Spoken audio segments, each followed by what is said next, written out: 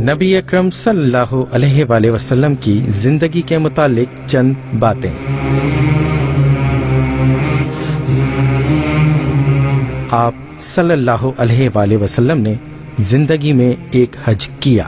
آپ صلی اللہ علیہ وآلہ وسلم نے زندگی میں 4 عمرے کیے۔ آپ صلی اللہ علیہ وآلہ وسلم کی زندگی کے 53 سال مکے میں گزرے۔ آپ صلی اللہ علیہ وآلہ وسلم نے زندگی کے 10 سال مدینے میں گزارے۔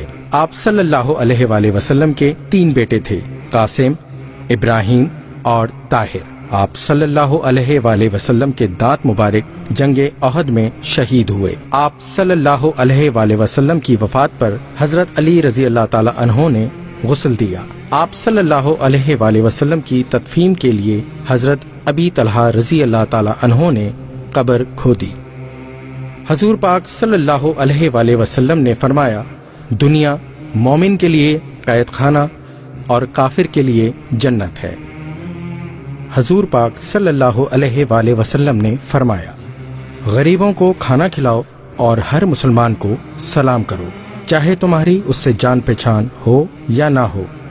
فرمانے نبی صلی اللہ علیہ وآلہ وسلم، ایک مسلمان کے لیے جائز نہیں کہ وہ مسلم بھائی کے ساتھ تعلقات کو 3 دن سے زیادہ خراب رکھے۔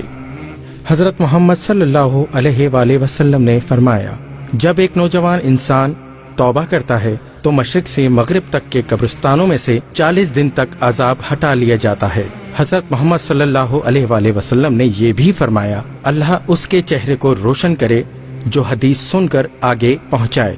رسول صلی اللہ علیہ وآلہ وسلم نے فرمایا، صدقہ برائی کے 70 دروازوں کو بند کر دیتا ہے۔